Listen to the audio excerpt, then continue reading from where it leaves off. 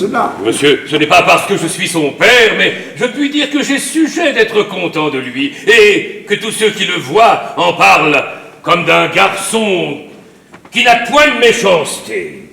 Il n'a jamais eu l'imagination bien vive, ni ce feu d'esprit qu'on remarque dans quelques-uns, mais c'est toujours par là que j'ai bien auguré de sa judiciaire, qualité requise dans l'exercice de notre art.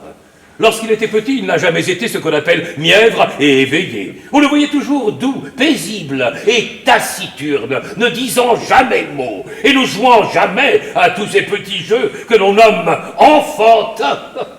On eut toutes les peines du monde à lui apprendre à lire.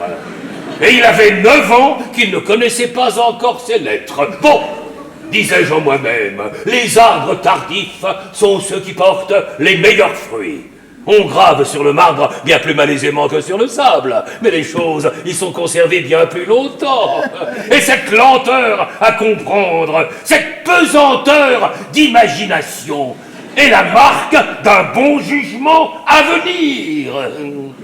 Lorsque je l'envoyai au collège, il trouva de la peine, mais il se raidissait contre les difficultés, et ses régents se louaient toujours à moi de son assiduité et de son travail. Enfin, à force de battre le fer, il en est venu glorieusement à avoir ses licences.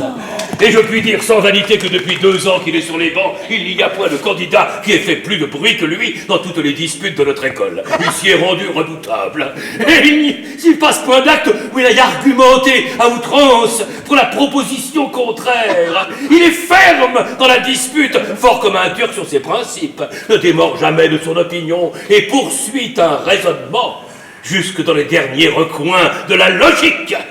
Mais, sur toute chose, ce qui me plaît en lui, et en quoi il suit mon exemple, c'est qu'il s'attache aveuglément aux opinions de nos anciens, et que jamais il n'a voulu comprendre ni écouter les raisons et les expériences des prétendues découvertes de notre siècle, touchant la circulation du sang, ou autres opinions de même farine. J'ai, contre les circulateurs, soutenu